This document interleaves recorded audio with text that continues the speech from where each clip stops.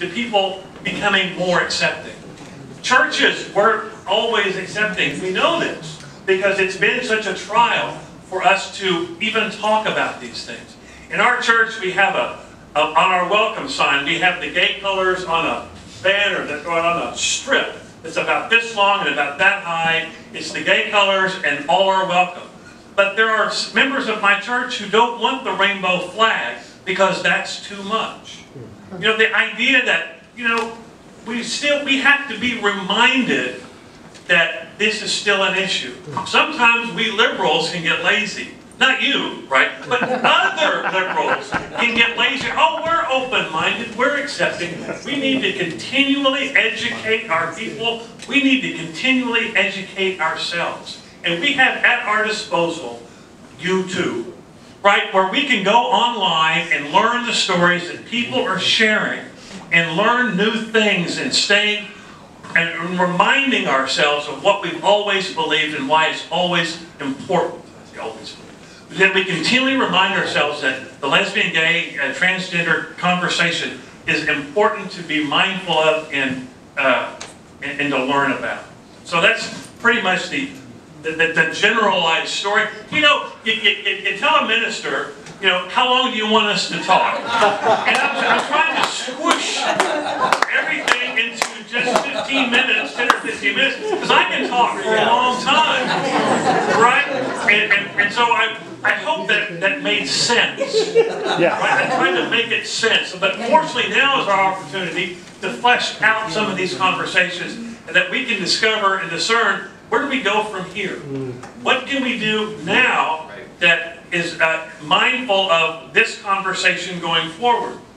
As a pastor, I'm also have been in charge of my denomination's gay and lesbian affirming organization called the UCC Coalition for LGBTQ Concerns. And the conversation that churches want to know, I've become ONA, open and affirming, now what? And they've become open and affirming 10 years ago, but they're not really doing much more with that.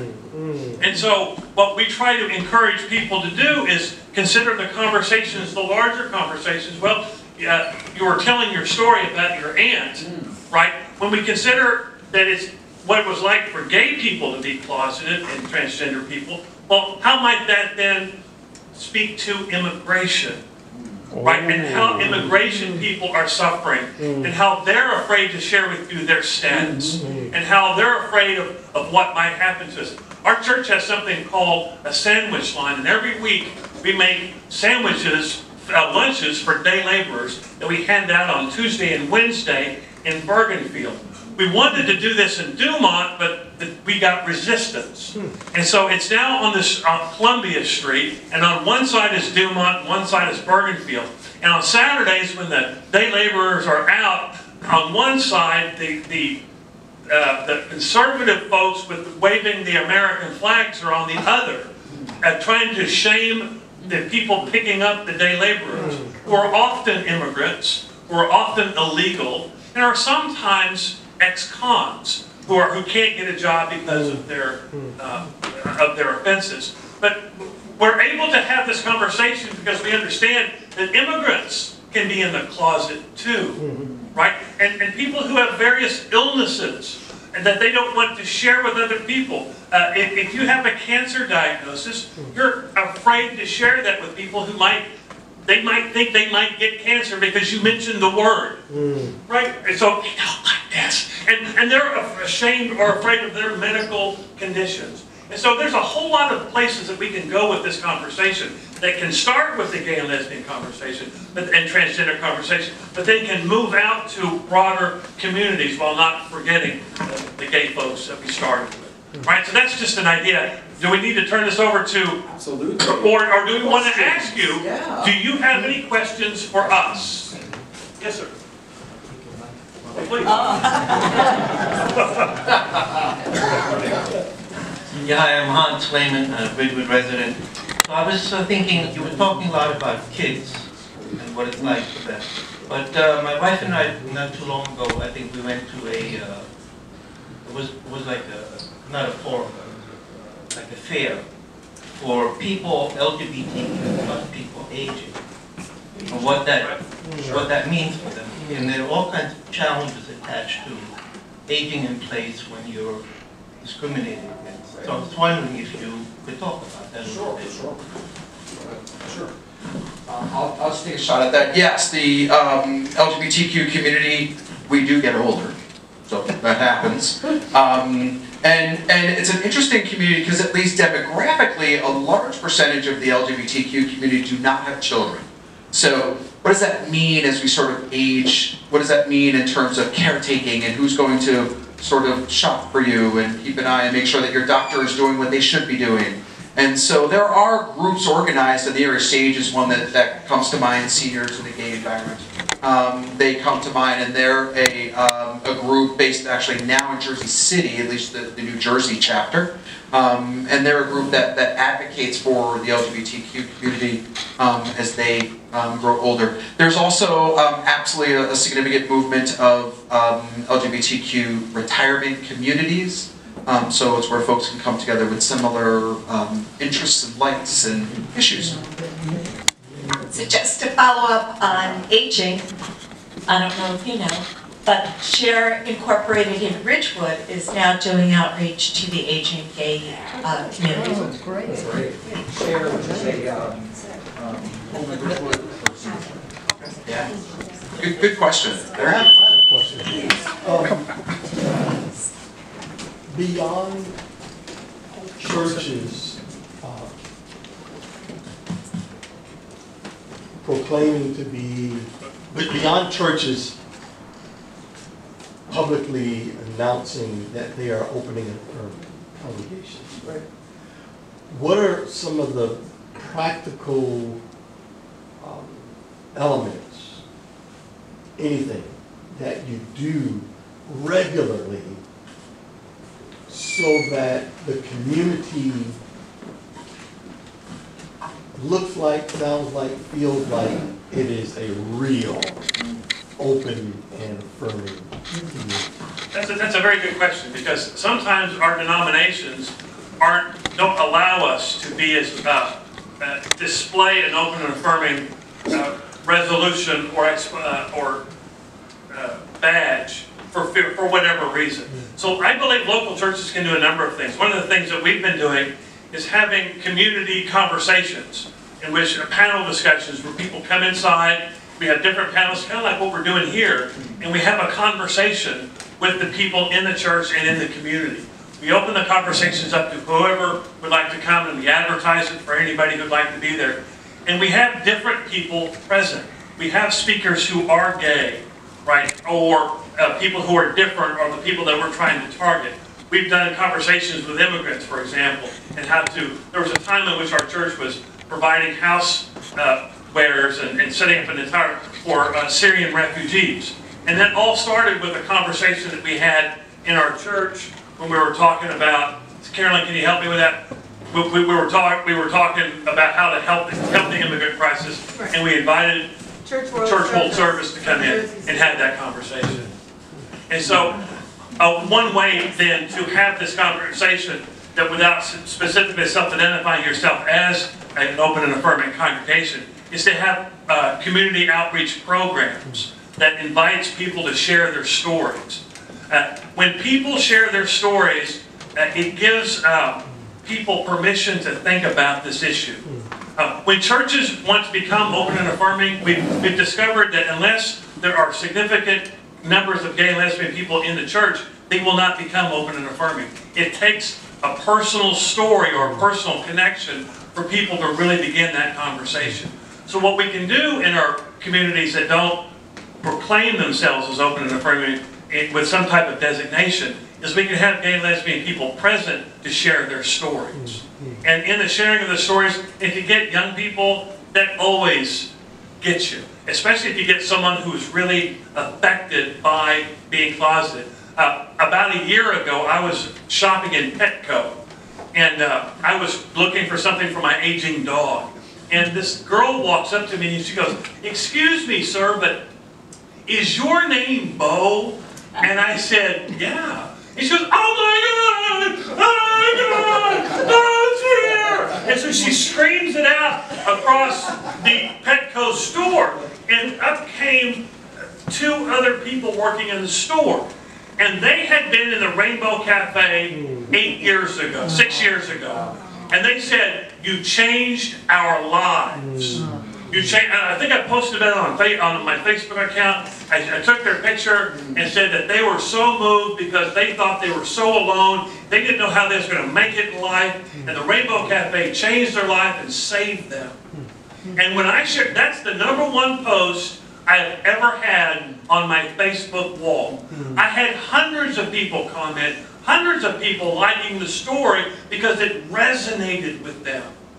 I share that story with you to say, bring people in that this story that they can share their story with. If it's not a kid, it's an older person, anybody that can share their story about what it's like growing up gay or transgender. You know, I just wanted to capitalize on that because I know there are churches, synagogues, there are temples and mosques that can do that, but not everybody's religious. So it's really great when we see towns flying the rainbow flag during Pride Month, when schools do it. And right now I'm involved with Englewood and Waldwick, are two communities that want to raise the rainbow flag. Englewood will be doing it, but Waldwick is giving some pushback. So I've been asked for some advice on how do we approach the town council? And it's like, well, you know, what's happening in Glen Rock? I said, you're not the only town that's doing it.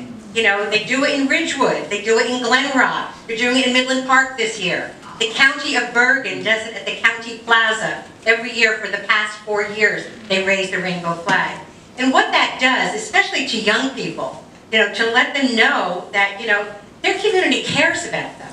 That, you know, they're not alone. And to go to these ceremonies, and in Tenafly, this last year was the first year, I think there was a festival, a Pride Festival that Tenafly is doing.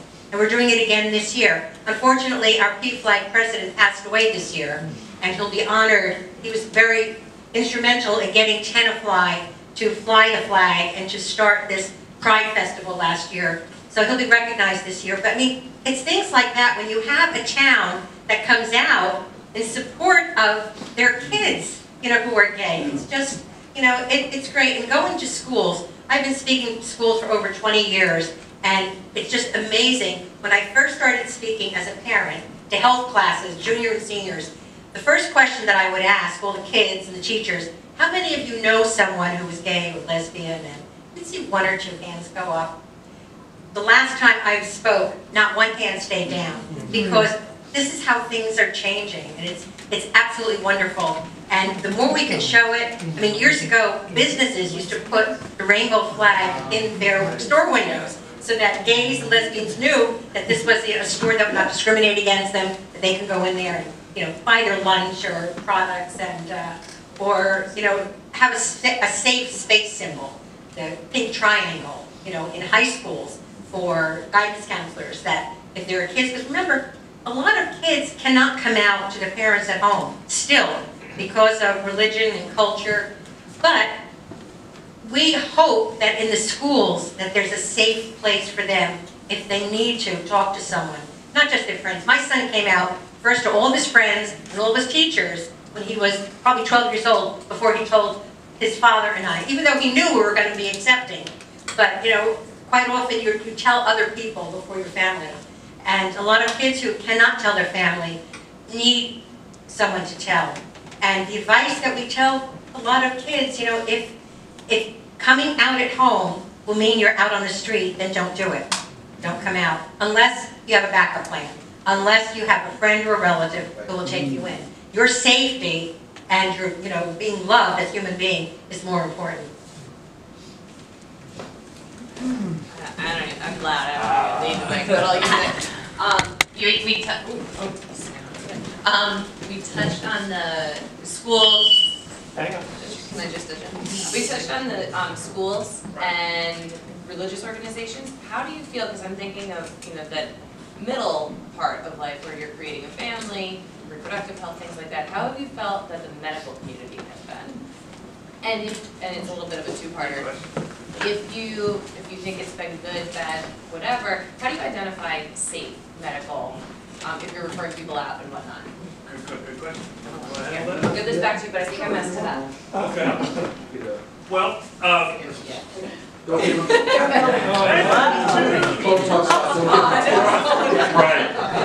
that's a very good question, because when I moved from New York City to here, I wanted to find an openly gay doctor. And when I was in seminary, I was trying to find an openly gay doctor. So there were resource guides available in New York City, Lesbian Gay Center, located at the bars. They had like Next Magazine or whatnot, and they would have a section in there for gay lesbian doctors that you could go to. Moving to New Jersey, there was no really great guide for that, although there is a Pride guide that is available every year, published by the Bergen... No, That's Morris County. Morris County. Morris County, Gay Activist Alliance of Morris, GAMAC. Right, and they produce the Pride Guide every year. That's a great resource. You can Google Pride Guide. I asked nurses that I knew, nurses in my church, if they knew of a gay doctor, and I got some pushback saying, well, it doesn't matter, and I said, it does matter, because I attend Leonia Medical Associates, and they have huge medical services for gay people and people dealing with HIV and AIDS and whatnot, and they're really nice, but I even have to educate my own doctors on what they should be asking me. And so they've gotten a lot better, but a person needs to stay informed about, what kind of questions they should ask. And they really should find a doctor who is sympathetic to this issue, because straight doctors, nurses, God love them, they're probably not going to ask you the types of sexual questions. And you don't want me to start talking about this, because I'm a minister and you'll be going, ew, stop. Next question. They're going like this now, so I'm going to stop now. Does that answer your question? Yeah. Okay. Yeah. I personally have, so I have a physician in Westwood, and I've absolutely asked her, what's your comfort? She's clearly comfort with myself, very clearly, but what's your comfort level with the transgender community, and just open dialogue and had open conversation with her about that. Question? Yes.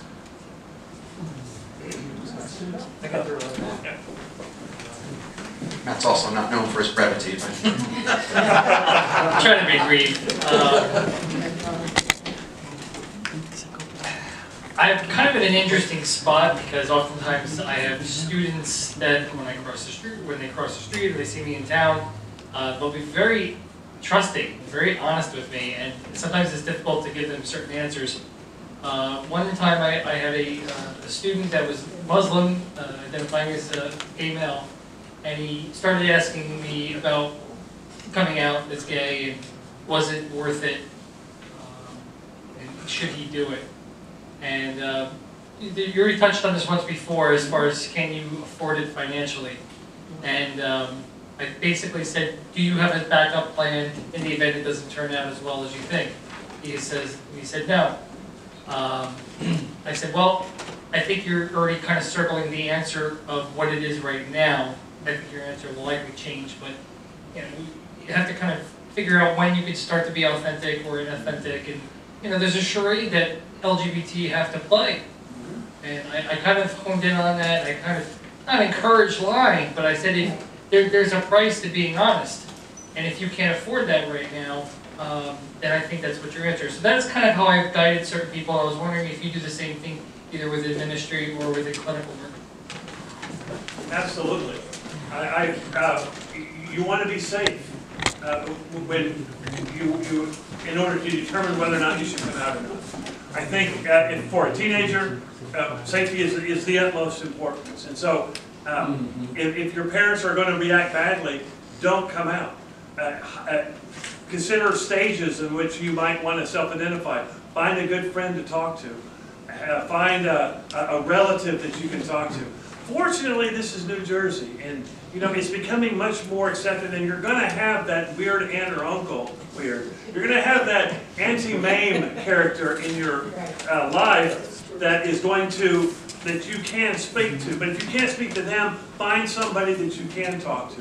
But they need to be very wise on who when and who they come out to.